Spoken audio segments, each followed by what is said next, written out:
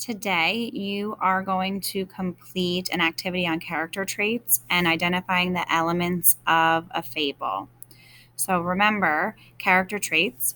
The characters in fables are often animals that talk or act like humans. Usually, fables have only two or three characters.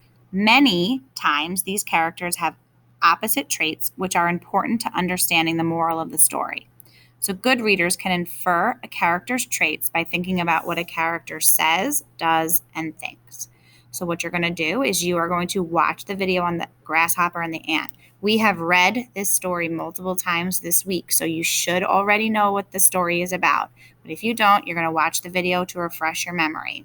While you're watching it, you're going to think about how can you describe the ant and the grasshopper, which we have also done this week.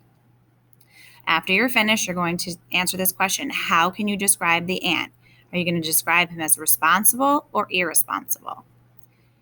Then, how do you know? What from the text shows you that he is either responsible or irresponsible? Here is where you're going to type in your text evidence. What happened in the text that shows you the character trait?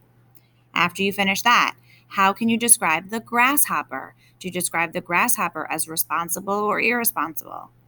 How do you know? What from the text shows you that he's responsible or irresponsible? Think back to this week, how we did it together.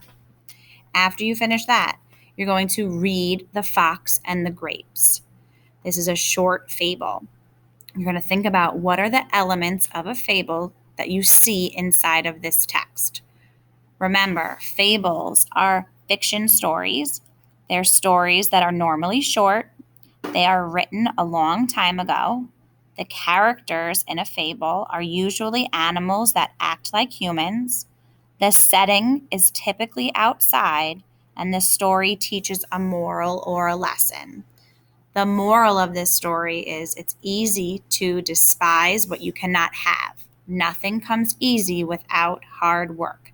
So when you answer this question, what elements of a fable did you see in the text? You already know that it has a moral. So you're going to go back up to the chart and you're going to think, is it fiction?